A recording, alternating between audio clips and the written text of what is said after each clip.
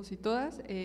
Yo quiero comenzar la presentación de este libro con algunas citas textuales que me parecieron relevantes y que me llamaron mucho la atención del texto de Luis Pablo. Primero voy a comenzar con citas generales que me parecieron son importantes y luego citas textuales de cada apartado y de cada capítulo. Una de ellas dice: la psicología positiva, cito textualmente, es un efecto sobredeterminado de la estructura capitalista neoliberal. Se enfatiza la verdad estructural de la psicología. Sobre la función ideológica se constituye a partir del imperativo neoliberal del bienestar y goce ilimitado. Ahora comienzo con algunas citas textuales. El texto tiene 5 capítulos, uno de conclusiones y 4 capítulos en el texto.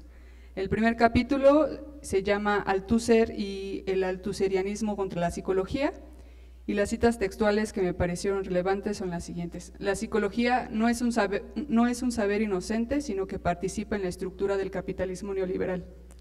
Toda reflexión sobre la psicología debe remontarse al análisis de sus condiciones materiales y económicas. La psicología positiva se presenta como el paradigma más adecuado para los tiempos del neoliberalismo.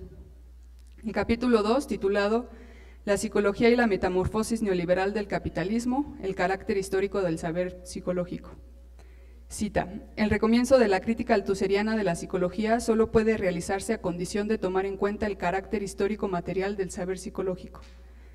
Otra de las citas que me parecieron importantes dentro de este capítulo es: se trata de examinar los presupuestos psicológicos en la situación que los discursos psicológicos, de ahí la necesidad de articular la historia de la psicología con la historia de la filosofía y de la ciencia.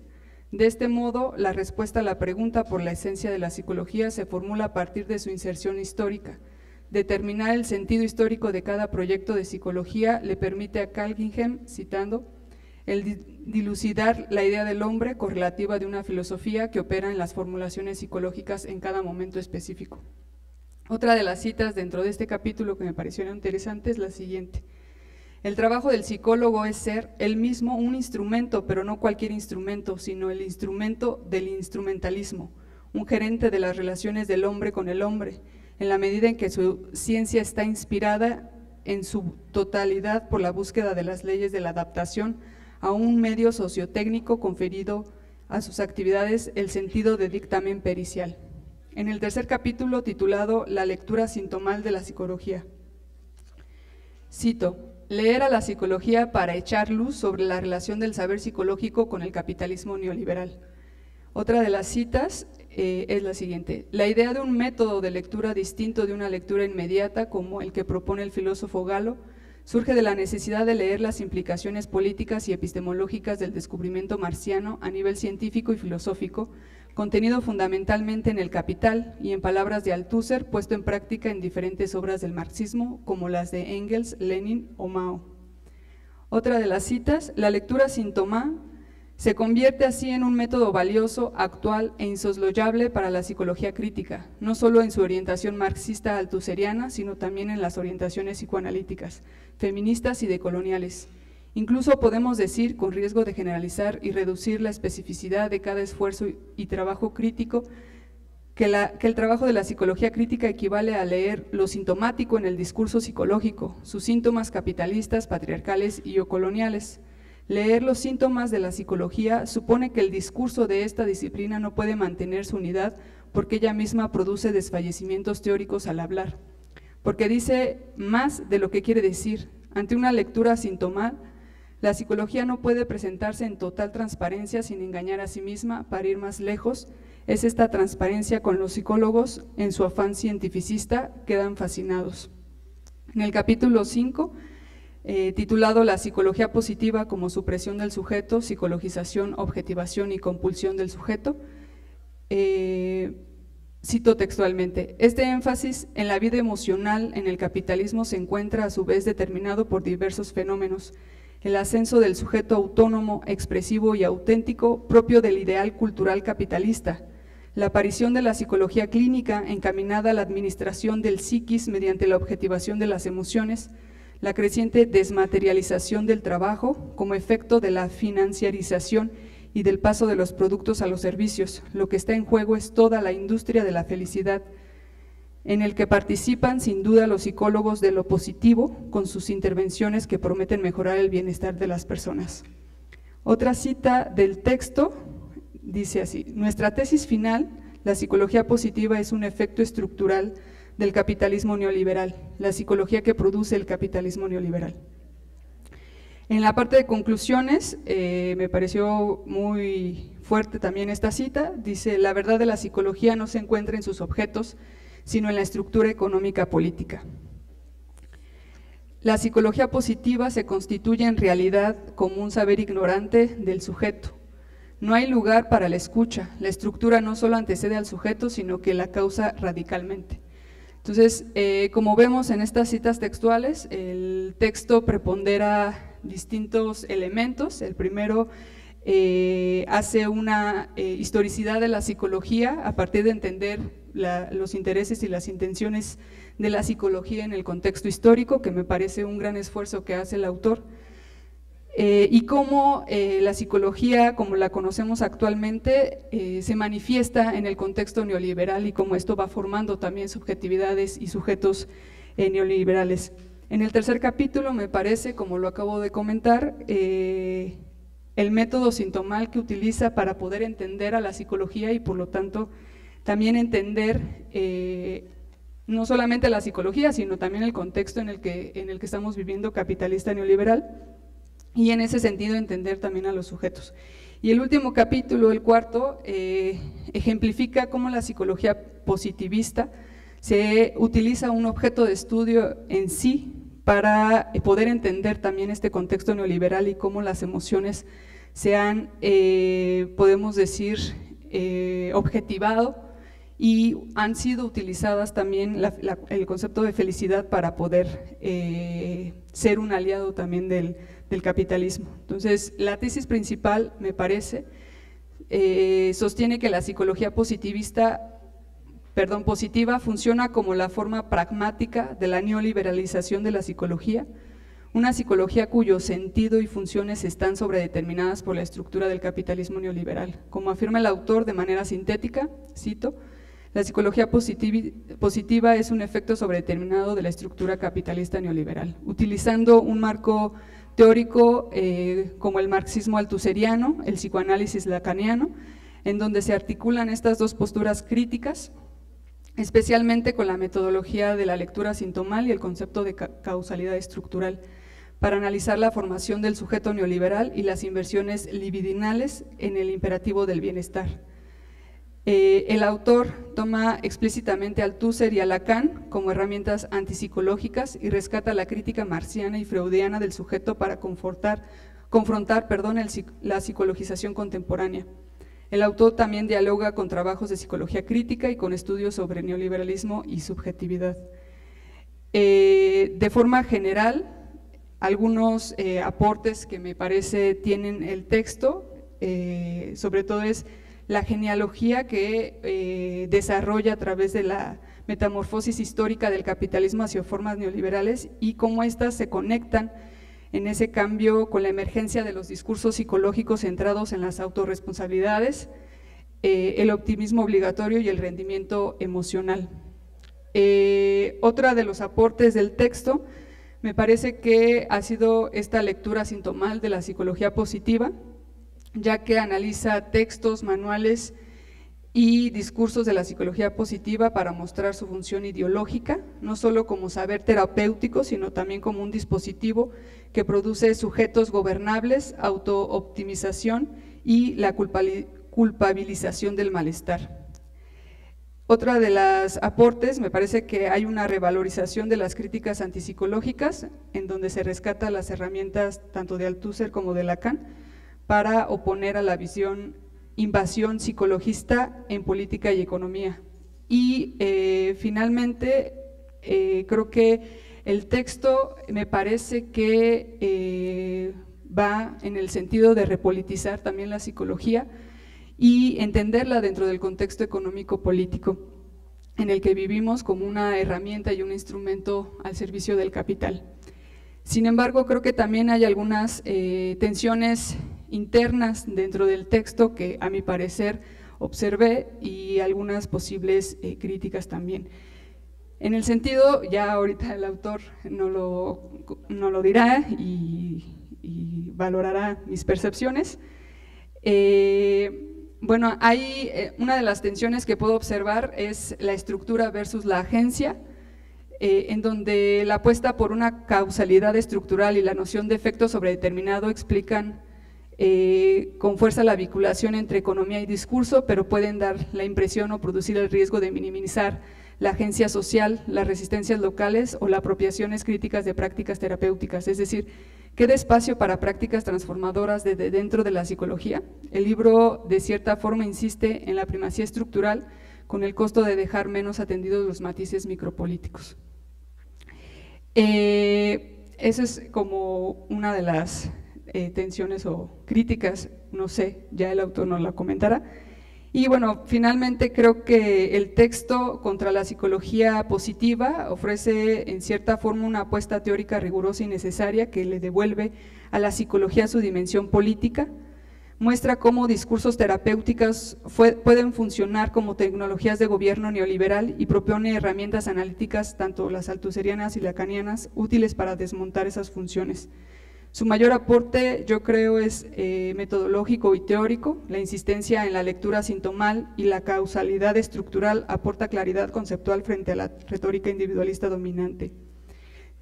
Sin embargo, para fortalecer, no sé, y ampliar tal vez, y ahorita que nos lo comente el autor, sí en su texto puede caer en esta, yo creo que por la posición althuseriana posiblemente, en solamente una posición estructuralista. Gracias.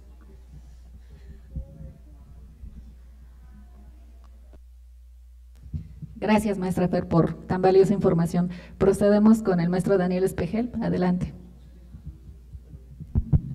Bueno, muchas gracias. Gracias, maestra Miriam. Bueno, voy a leer muy rápido porque el tiempo es muy cortito. Entonces, si tuviera que definir en pocas palabras la intención de la obra de Luis Pablo López Ríos, diría repolitizar la psicología, desde un ejercicio que parte del método marxista, es decir, demoledor, critica la psicología positiva como una de las tantas expresiones de la psicología alienante, o como dice David Pavón, de una psicología con una indignante complicidad con el sistema. El texto deja ver, entonces, el daño que la psicología en general y la psicología positiva en particular han hecho a la sociedad, y al mismo tiempo, el texto permite ver la vergonzosa relación entre la psicología y el capitalismo neoliberal. La psicología que se critica por Luis Pablo es la psicología que no solo justifica la realidad de explotación, destrucción de la vida toda, sino que busca que sea extendida y reproducida. El texto ayuda a comprender cómo es que en el despliegue del capitalismo se han construido las disciplinas ad hoc que mantienen el funcionamiento y en el peor de los casos impulsan el hacer aún más eficiente de la destrucción de todo. En el capítulo primero, López Ríos presenta a Althusser, el althuserianismo, su crítica de la psicología y su presencia en la psicología crítica, la actualidad del pensamiento de Althusser en la psicología crítica y la crítica althusseriana de la psicología en la pregunta por el sujeto y la causalidad, que el autor retoma para hablar de causalidad estructural. Y la causalidad estructural, describe Luis Pablo, está definida por Althusser como la determinación de un elemento, aquí el sujeto, por la estructura estructurante que no puede prescindir de su propio efecto estructural, que es la causalidad metonímica, es decir, de una especie de cadena causal, propuesta por Miller, y entendida como la imaginarización de la causa, esto es, el desplazamiento de la determinación hacia el campo imaginario, que hace que la causa se presente en primera persona, es decir, que el sujeto tome efecto por la causa a través de sus representaciones. Lo imaginario termina por vehiculizar a la estructura misma en la cual se produce como efecto, pero la vehiculización disimula a través de la satura siendo esto la ley fundamental de la acción de la estructura. En relación imaginaria del sujeto con respecto de lo estructurante, somete al propio sujeto de un desconocimiento de su condición y de su soporte, de su lugar en la estructura misma, esto es, la estructura estructurante, que no es otra cosa que la sobredeterminación que nos descubre el psicoanálisis y el marxismo. Y platicábamos en clase, no solamente es el psicoanálisis y el marxismo, considerábamos en la clase que era también la ética la que nos puede ayudar a develar esto. En la experiencia del sujeto se produce una falta que corresponde con la ausencia de lo estructurante. Falta que se compensa mediante representaciones que producen un efecto de saturación, que hace que el sujeto actúe como ignorándose en lo imaginario como elemento en lo estructurante. Cierro cita. Y la psicología, como he dicho en otros momentos, hace parte del trabajo sucio del capitalismo. Una clara colusión con el capitalismo, el patriarcado y el colonialismo, o mejor dicho, y siguiendo a Luis Pablo, una psicología que nace para eso y de eso. Es decir, está sobredeterminada por el capitalismo, el patriarcado y el colonialismo. El trabajo sucio que hace la psicología, cual si se tratara de un ejercicio mafioso, lo hace ya sea a través de supuestas teorías de la personalidad que en esta fase neoliberal, como dice Luis Pablo, se centran en la producción y reproducción del sujeto como el emprendedor y el empresario de sí, mismo que se autovigila y se autogobierna como sucede, afirma el autor, en la terapia cognitivo-conductual, sin comprender que nunca podrá ser el empresario que el emprendedor o el emprendedor que le han dicho. Pues fuera de él, del empresario de sí, hay fuerzas que delinean su vida, a decir, los verdaderos empresarios, mejor conocidos como la burguesía, en un sistema neoliberal capitalista. Se constituye entonces un sujeto neoliberal, un yo emprendedor, que sigue al pie de la letra la idea de Margaret Thatcher del neoliberalismo. La economía es el método, el objetivo es cambiar el corazón y el alma.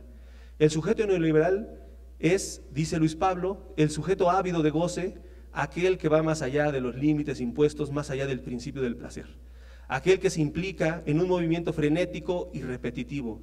El goce del sujeto es requerido para los nuevos mandatos de la empresa, de su movimiento y de sus demandas frente al mercado mundial. De este modo, el sujeto neoliberal es un hombre sin inconsciente, dice Luis Pablo, que se produce en el seno de la libertad ilimitada del consumo, que desemboca en una vida emotiva que renuncia al encuentro con la alteridad del otro y se cierra narcisísticamente sobre sí misma y sobre el consumo lúdico de lo fútil y de lo aleatorio. El capitalismo neoliberal pone en marcha a la pulsión de muerte, a su movimiento frenético y repetitivo, un movimiento que implica el retorno hacia lo mismo, hacia la aniquilación de la vida y el deseo que mueve al sujeto. Cierro cita. Esta psicología criticada por el autor pareciera que infecta, entre comillas, si se me permite la analogía, con la adopción de conceptos alejados de la ciencia psicológica y en el peor de los casos hablando de lo que no conoce, su propio objeto de estudio. Martín Baró y Jorge Mario Flores Osorio han expuesto en diversos momentos de su producción conceptual y crítica epistémica de la psicología la carencia, primero, de el objeto de estudio. El doctor Jorge Mario ha llegado a afirmar, si no sabemos qué es la psicología, cualquier cosa puede ser psicología. Y, por supuesto, cualquier cosa puede ser su objeto de estudio. Por lo tanto, estudiamos no sabemos qué para hacer un no hacer. Esto es, siguiendo a Luis Pablo, a Martín Baró, a Flores Osorio, a David Pavón, a Fátima Quintal, hacer una psicología despolitizada. En este ejercicio crítico, Luis Pablo observa la configuración del objeto de estudio de la psicología y es uno de los tantos aportes del texto de Luis Pablo. Una psicología, hace una crítica a la psicología positivista y positiva. Y dice al respecto, dice Luis Pablo, a principios y mediados del siglo XX, a saber, el comportamiento que puede observarse, medirse y modificarse según los cambios del medio, correspondía a las descripciones producidas y exigidas por las condiciones de producción de un capitalismo en su forma taylorista y fordista, cuya finalidad no era otra sino la maximización de la eficiencia técnica de la máquina humana, con vistas a una mayor productividad en las fábricas. El trabajador, su conducta monótona en la cadena de montaje, en tanto que variable imprescindible de la ecuación de la valorización del valor, se convertía no solo en un objeto de estudio, sino, ante todo, en un objeto de intervención técnica para su perfeccionamiento productivo. Y lo vemos en nuestra facultad, ¿no? Con psicología, ¿cómo se llama? ¿Psicología? No, la otra, la psicología de las organizaciones. Eso. Es decir, los objetos de estudio de la psicología moderna son, al mismo tiempo, objetos originados, eso es cita de Luis Pablo, originados en ciertas prácticas sociales, la escuela, la fábrica, la corte, la familia, la prisión, el hospital, etc. Estos objetos prácticos son los que condicionan el desarrollo conceptual de la disciplina psicológica, el conjunto de instituciones y aparatos sociales. Termino cita porque si no voy a terminar. Bueno, en el capítulo 2 nos encontramos con una discusión que expone a la psicología y su metamorfosis neoliberal, como lo nombra el autor, dando como resultado un sujeto neoliberal desechable. Luis Pablo explica cómo se pasó del liberalismo el triunfo del capital y del capital neoliberal, y posteriormente del neoliberalismo, para pasar a la hiperliberalización del capital, privatización y violencia en su corazón. El autor retoma para esto a Carlos Marx, cito a Marx del texto de Luis Pablo. El capital no conoce más impulso que el que le lleva a valorizarse, a crear plusvalía, a chupar con su constante, con los medios de producción, el mayor volumen de plusvalor posible. El capital es trabajo muerto que, como vampiro, solo revive chupando trabajo vivo y revive tanto más cuanto más chupa. Luis Pablo, cierro cita de Marx, Luis Pablo describe en el tercer capítulo de una forma notable al sujeto neoliberal. No lo dice así, yo lo digo. Un vulgar empresario de sí mismo, como un sujeto ávido de goce. Para esto realiza una lectura sintomal de la psicología acompañado de Carlos Marx. En el capítulo 4, Luis Pablo devela sin limitaciones a la psicología positiva como esto también es bien interesante cómo lo nombra Luis Pablo, como una técnica del capital y su papel en la supresión del sujeto, llevando a cabo a través de la psicologización no solo de la psicología, sino de cualquier otra explicación disciplinar en el neoliberalismo. ¿Qué quiero decir con esto? Las disciplinas como sociología y trabajo social están optando por la psicologización de sus propios objetos de conocimiento, no solo la psicología. También aborda el surgimiento, Luis Pablo, el surgimiento neoliberal a la par de la psicología positiva. De hecho, hace una crítica profunda a Martin Seligman, que es el que propone este texto de la auténtica felicidad y el de florecer, la nueva psicología positiva y la búsqueda del bienestar y la chingada. Bueno, esto no lo lean, no lo dice Luis Pablo, eso yo lo recomiendo. O bueno, léanlo para criticarlo, pero completo. Bueno, gracias, sí. Esta psicología positiva, dice Luis Pablo, pues surge en el propio proceso neoliberal de desarrollo, ¿no?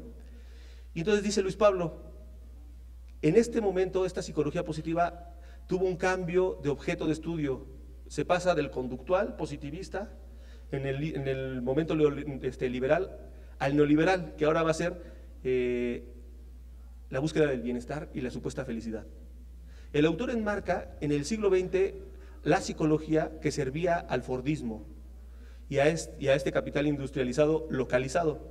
Sin embargo, con la llegada del neoliberalismo, la psicología positiva se enmarca ahora en la organización postfordista del trabajo, una producción deslocalizada, de desecho, contaminación, de destrucción y devastamiento de todo. La psicología positiva, asevera Luis Pablo, funciona entonces como una ideología de la sumisión al deseo del otro, el otro como el mercado, el fetichismo de la felicidad, del gobierno del yo, un sujeto como simple apéndice inmóvil o, como dice Pavón Cuéllar, arrullado. En el prólogo lo dice. La psicología como técnica del capitalismo neoliberal, dice Luis Pablo, tiene como objetivo el de despojar a los trabajadores de su capacidad de resistirse a los deseos del capital de elevar la productividad de trabajo. El autor propone observar el reverso del Homo economicus y ahora como el propio Homo psychologicus. Está bien chido. Después tengo una citota de él, pero ya voy a terminar mejor. Entonces, bueno, si bien este ejercicio crítico no es nuevo, tiene sus antecedentes en nuestra América, en los teólogos de la liberación, específicamente en Martín Baró, el autor propone que esta crítica debe de nacer de una explicación que debe situarse más allá de los límites internos propios del campo psicológico y comprender, como asevera Luis Pablo, que, y cito, que todo saber psicológico está determinado históricamente y por lo tanto la explicación de su contenido se encuentra fuera de sí mismo. Esto lo retoma de Althusser, ¿sí o no? Sale pues muchas gracias. Gracias, maestro Daniel. Procedemos con la participación de Ian Alexander Vázquez. Adelante.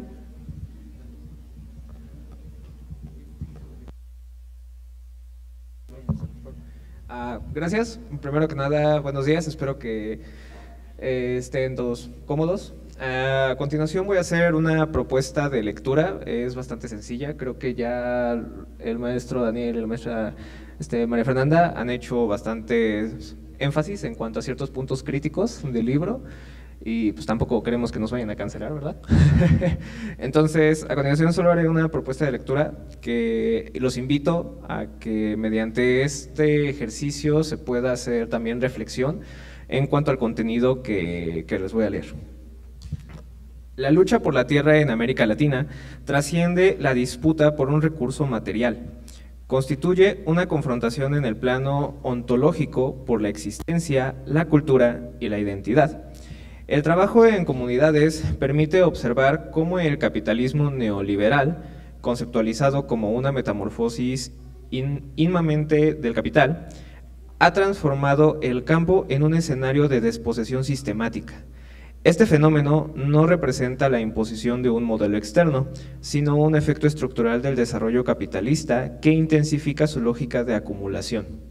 El proceso de industrialización ha generado afectaciones en los territorios y la salud de sus habitantes. La contaminación en la cuenca del Alto Atoyac, reconocida como una zona con degradación ambiental, ejemplifica este modelo de desarrollo que prioriza la acumulación sobre la vida.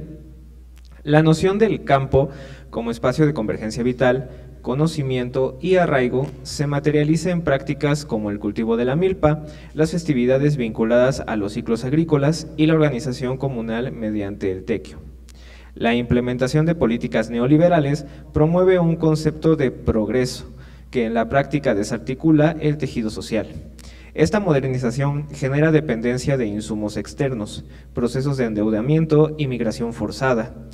Para numerosas familias, la migración hacia centros urbanos o Estados Unidos no constituye una elección, sino una estrategia de supervivencia ante el colapso de sus formas de vida. Este despojo trasciende lo territorial para convertirse en una fractura del sentido comunitario y la identidad.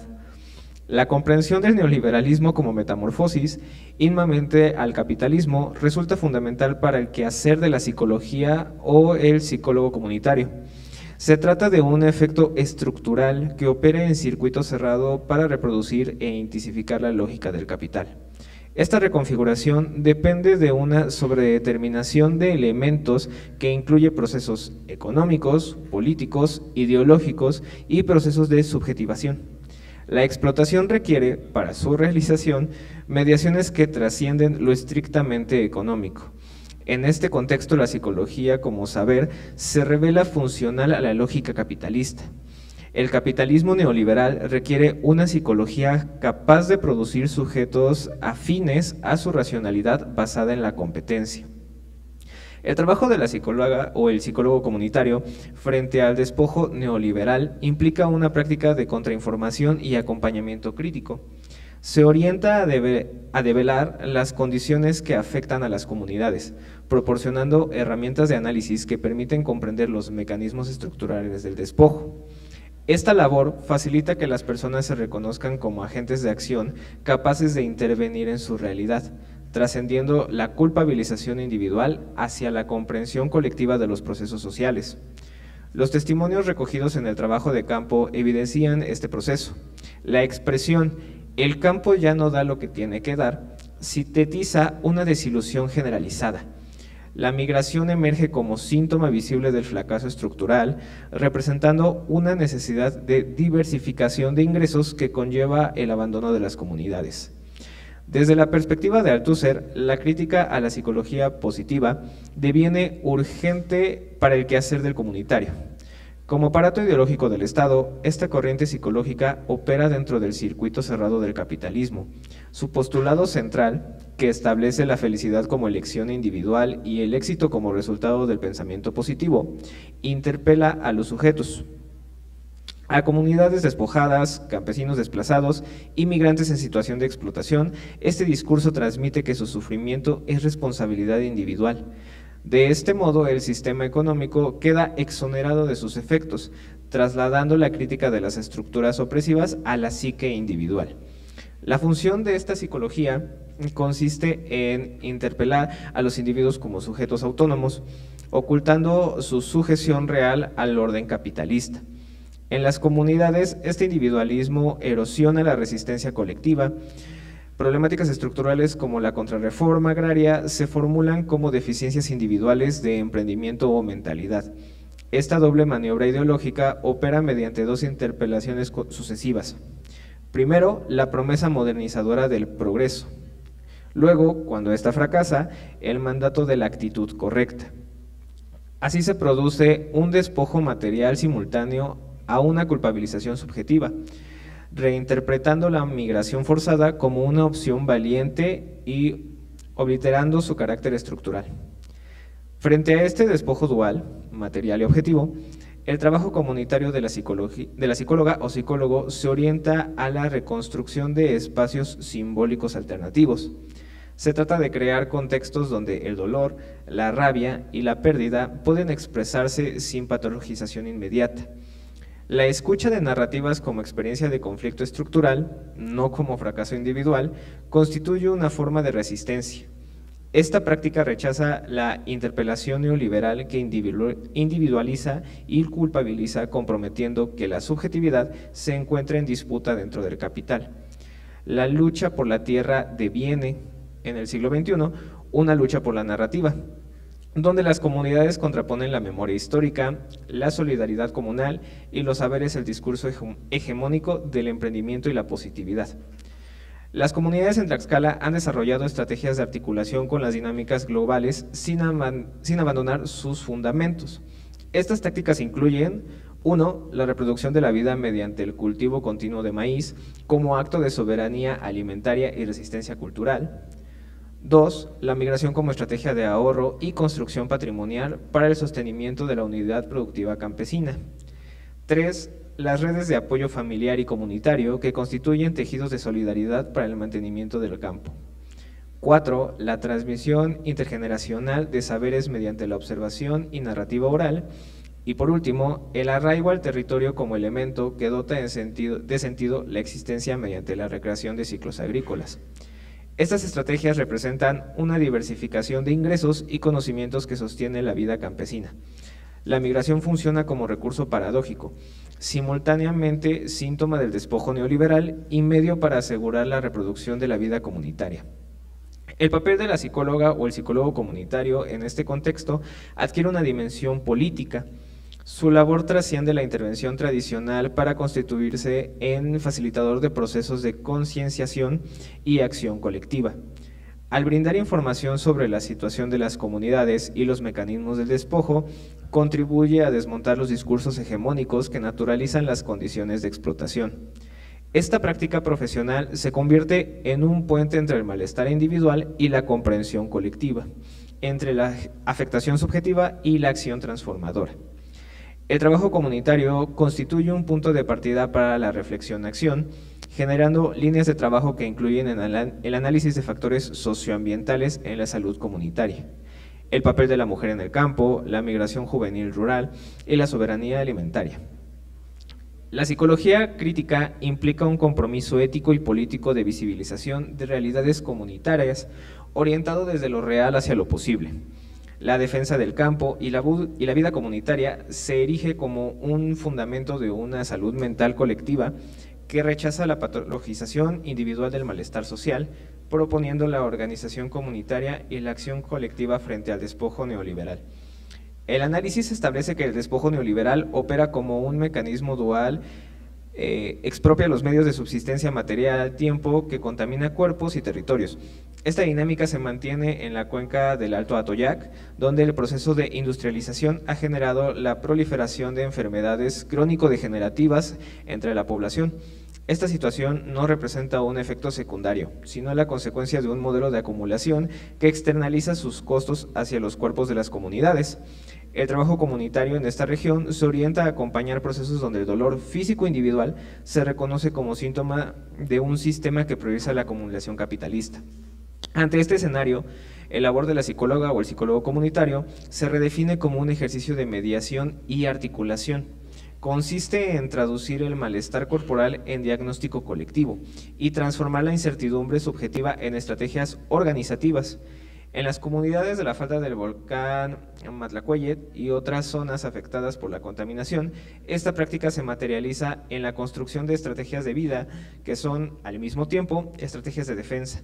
La lucha trasciende lo territorial para acompañar la defensa del derecho al agua, a los bosques y a la salud corporal. Las comunidades responden a las crisis socioambiental mediante formas organizativas que constituyen un repertorio de resistencia. Estas incluyen: 1. La documentación sistemática de la contaminación y sus efectos en la salud. 2. La organización para la defensa del territorio y la exigencia de justicia ambiental. 3. La recuperación de prácticas agroecológicas que garantizan alimentación sana. Y por último, la construcción de redes de salud comunitaria para enfrentar colectivamente las enfermedades crónicas. Estas acciones, surgidas de necesidades inmediatas, representan una politización de la vida cotidiana. La persistencia en las actividades agrícolas constituye un acto de desafío político. La labor de la psicóloga o el psicólogo comunitario en este contexto facilita que el sufrimiento generado por el despojo se transforme en motor de acción colectiva. Se trata de acompañar el duelo por los daños ambientales y corporales para convertirlo en energía social dirigida a la transformación. En conclusión, el trabajo en comunidades impactadas por la contaminación demuestra que la defensa de la salud y la defensa del territorio constituyen una misma lucha. La psicología comunitaria, comprometida con esta causa, no se limita a ofrecer soluciones individuales para el malestar, sino que participa en procesos colectivos. La salud mental colectiva se construye en espacios de organización donde las comunidades, mediante la información y la articulación, se constituyen como agentes de su historia en la defensa del derecho a la vida. Gracias. Gracias, Alexander. Bueno, pues abrimos el micrófono para escuchar al autor Luis Pablo López Ríos.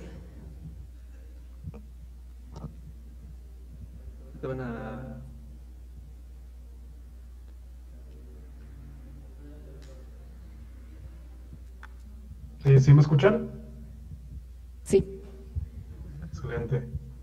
Primero, pues agradecerles a todos y a todas allá en Tlaxcala.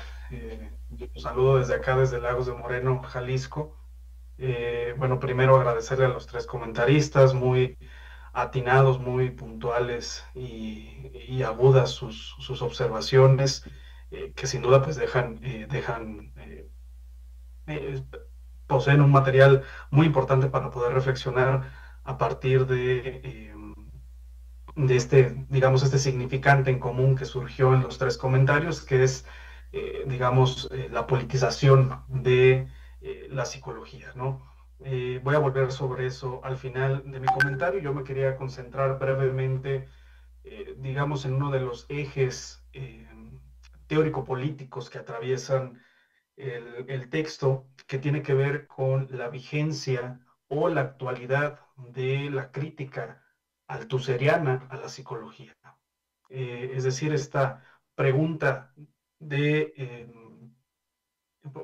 si es que la crítica althuseriana a la psicología sigue vigente. Creo que es una pregunta que el propio Néstor Brownstein, quien fue, uno de los pioneros de esta crítica althuseriana en Latinoamérica, es una pregunta que él mismo se vuelve a realizar o se vuelve a plantear en el programa teórico de su discurso cuando recibe el doctorado honoris causa en la Universidad Veracruzana.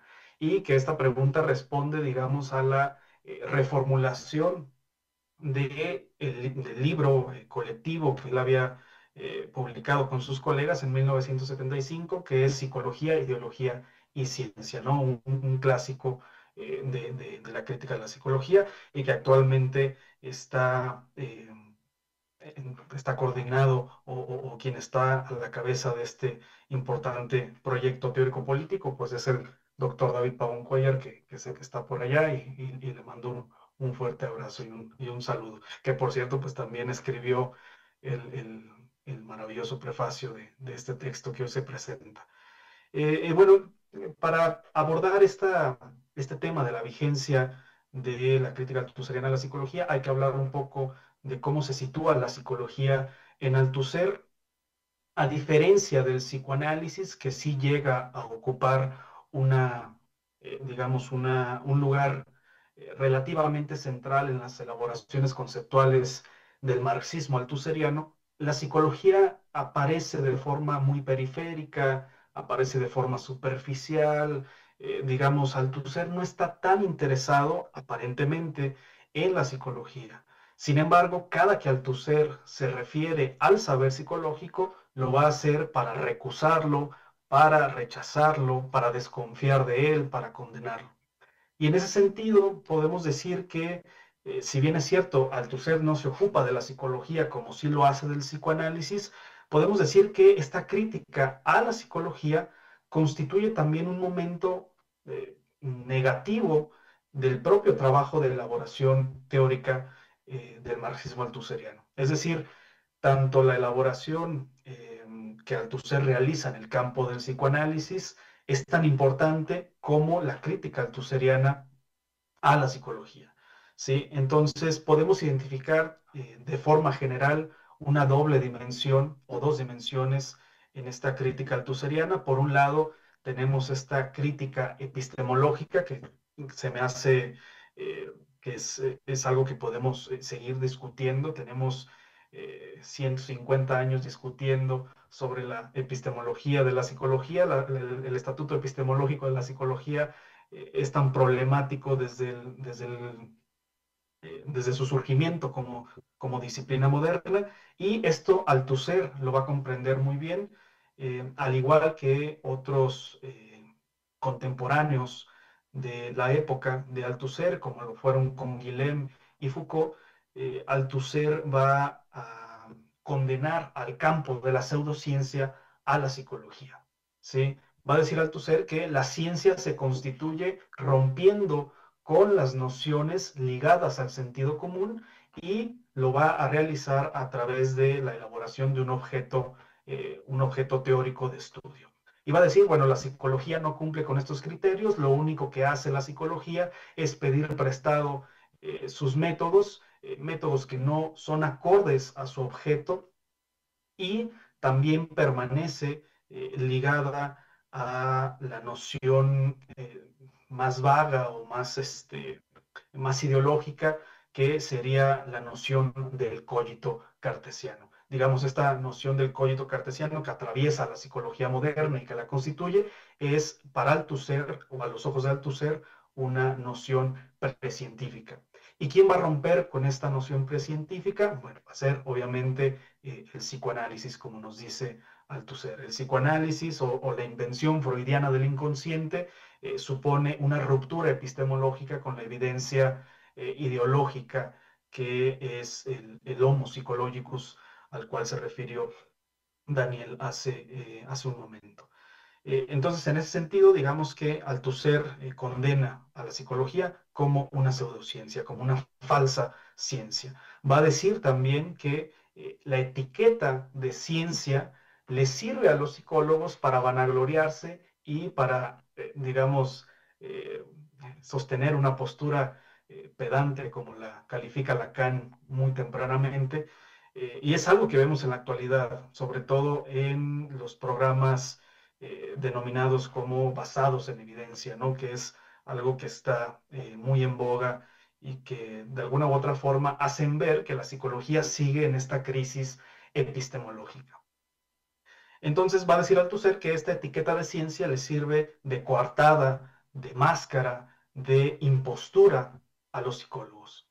Pero ¿para qué les va a servir esa máscara? Y eso es aquí la pregunta más importante, y esto nos lleva a la segunda dimensión de la crítica althusseriana a la psicología, la segunda dimensión que me parece que es la más importante y a la cual le debemos prestar una mayor atención, y que tiene que ver con la dimensión política de esa crítica.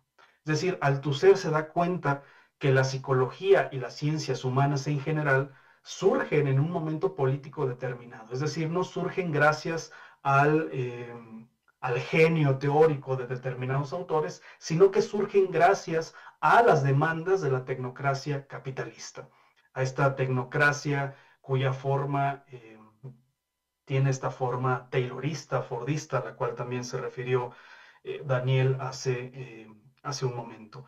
Entonces, digamos que estas ciencias humanas y particularmente la psicología responden a las demandas de esta configuración del capitalismo y que, o más bien podemos decir que esta demanda general es la de adaptar a la única sustancia que crea valor, para decirlo con los términos de Marx, y que no es otra sustancia sino la del capital variable, la fuerza de trabajo reducida a sus puras condiciones abstractas, reducidas a puro valor de cambio, ¿no? Y en ese sentido, Althusser se va a dar cuenta que la psicología no está haciendo un trabajo científico, ¿sí? La psicología tiene un papel eminentemente político que estriba o radica en controlar a esa fuerza de trabajo, en adaptar a esa fuerza de trabajo. Es decir, que si esa fuerza de trabajo se descarrió, bueno, pues hay que hacer lo posible porque vuelva al camino, porque se adapte a la línea de montaje, ¿no? Y esto explica a los ojos de Althusser, aunque Althusser no lo dice, pero es así, esto explica que haya una psicología conductista, ¿sí? El hecho de que la psicología tome como objeto de estudio a la conducta en sus puras condiciones abstractas, reducidas a un puro comportamiento observable, es correlativo del avance del capitalismo taylorista fordista, ¿sí? Y en ese sentido, y es aquí donde de alguna u otra forma se motiva, o digamos, es esto lo que motiva la escritura de este texto, que surge en un primer momento como tesis de maestría, también dirigida por el doctor David, es este carácter político o esta identificación del trasfondo político de la psicología lo que anima a replantear esta crítica althusseriana. Es decir, mientras que Althusser critica a determinado tipo de psicología que se enfoca en la conducta, habría que preguntarnos, y esta es la pregunta que atraviesa el texto, hay que preguntarnos de qué formas o de qué modos está funcionando la psicología actualmente. ¿Sí? Ya no se trata únicamente de adaptar algo que por definición estaría desadaptado, como lo sería la conducta, como en algún momento me lo hizo ver el maestro Rigoberto Hernández, que también formó parte de este texto. La cuestión de conducta, o más bien la noción de adaptación, supone que hay algo desadaptado, como los deseos, las pulsiones, las emociones, etcétera, etcétera. Pero lo que vemos actualmente es que la psicología ya no se enfoca tanto en adaptar, sino más bien en constituir a un sujeto. Es decir, hay un proceso de sujeción, de subjetivación, al cual se refirieron también hace un momento, que implica, digamos, la construcción desde cero del deseo del sujeto, ¿sí? Y de alguna u otra forma, esta construcción del sujeto psicológico en la actualidad está necesariamente emparentada con las formas de subjetividad neoliberal. Incluso podemos decir que el sujeto con el cual trabaja la psicología en la actualidad, y particularmente la psicología positiva, es el sujeto neoliberal, ¿sí? Dice Jean de Vos en uno de sus textos, dice, la psicología es lo que hace posible la fetichización, la ideologización, la explotación del sujeto. ¿Por qué? Porque la psicología, en su forma dominante, es la psicología hegemónica, cuya forma paradigmática es la psicología positiva y la psicología cognitivo-conductual, son las que proveen al capitalismo de su sujeto, ¿no? Como decía Daniel hace un momento, la psicología hace el trabajo sucio del capitalismo, pero ese trabajo sucio lo sabe enmascarar de una forma muy, digamos, eh, lo hace de una forma muy buena, ¿sí? Para hacer creer que se trata de un trabajo científico, que se trata de un trabajo objetivo, de un trabajo puramente neutral. Entonces, pues básicamente sería esta, digamos, los ejes de la discusión en torno a la vigencia de la crítica althuseriana a la psicología. Habría mucho por decir, pero sí quiero concentrarme también en la pregunta, o más bien esta tensión que Fernanda señalaba hace un momento, que tiene que ver con esta contradicción entre la estructura y la necesidad de agencia dentro de la psicología. Sí, yo estoy completamente de acuerdo con Fernanda, de que hay, digamos, este vacío político dentro del texto. En algún momento me llegaron a señalar que el texto llega a cobrar un tono muy pesimista al final, de, bueno, ¿qué hacemos ya con la psicología? Si está completamente determinada por la estructura. Bueno, a ese respecto podemos rescatar un poco también lo que dice el propio Althusser. Primero, reconocer que para Althusser la estructura no es únicamente un marco cerrado, un circuito cerrado, como también lo habían dicho hace un momento, aunque así la define Althusser en algún punto de su obra. Para Althusser la estructura es tan contingente que puede desbaratarse en cualquier momento. ¿Y qué es lo que desbarata la estructura? La práctica política, nos va a decir Althusser. Y en ese sentido recupero aquí lo que ustedes habían señalado, los tres, que de alguna u otra forma hay que politizar a la psicología, ¿sí? Y hay que hacer o provocar esos desplazamientos al interior del saber psicológico. Y creo que, bueno, ejemplos tenemos muchos. Mencionaron a Martín Baró, que es alguien que también que admiro en psicología crítica. Creo que tenemos mucho que aprender a este tipo de autores que no dejan de lado esta necesidad de la contingencia política al interior del saber psicológico. Y quiero también poner de ejemplo, si me lo permite, sé que está ya también a Edson Hernández, que es parte, digamos, de este comité de resistencia a la psicologización. Creo que es uno de unos grandes esfuerzos políticos al interior de la psicología que nos llevan a pensar lo psicológico más allá de lo psicológico, ¿sí? En algún momento, en una clase de la maestría con el doctor David, nos decía que un buen psicólogo o un psicólogo crítico es aquel que trasciende la psicología, que va más allá de la psicología. El buen psicólogo es aquel que estudia historia, es aquel que estudia sociología, que estudia de economía y que de alguna u otra forma termina por desgarrar ese solipsismo académico que existe al interior de los discursos dominantes de la psicología. Entonces, en ese sentido, creo que hay mucho por hacer, cada uno desde nuestras trincheras necesariamente colectivas. Este tipo de espacios creo que sirven para ello, ¿no? Para repensar de otra forma el saber psicológico, ¿no?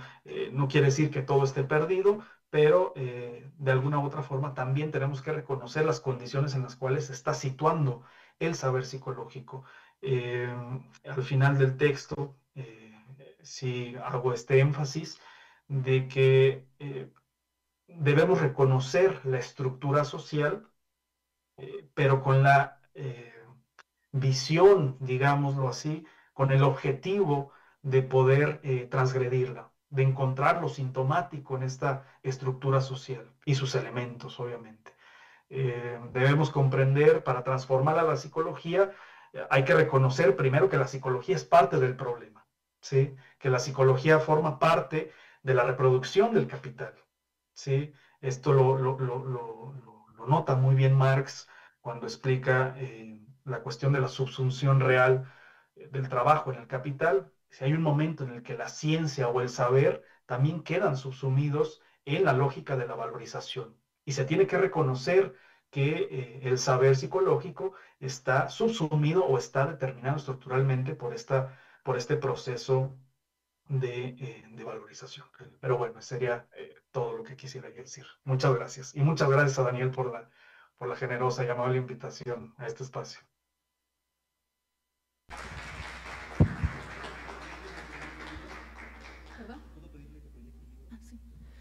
Muchas gracias por contribuirles, Luis Pablo López Ríos. Sin duda hay mucho que hacer dentro de la psicología y también fuera de ella. El tener en cuenta que es una formación interdisciplinaria, multidisciplinaria, y que es necesario repensar el quehacer del psicólogo para efectivamente hacer un cambio social allá afuera, ¿no? Que urge mucho.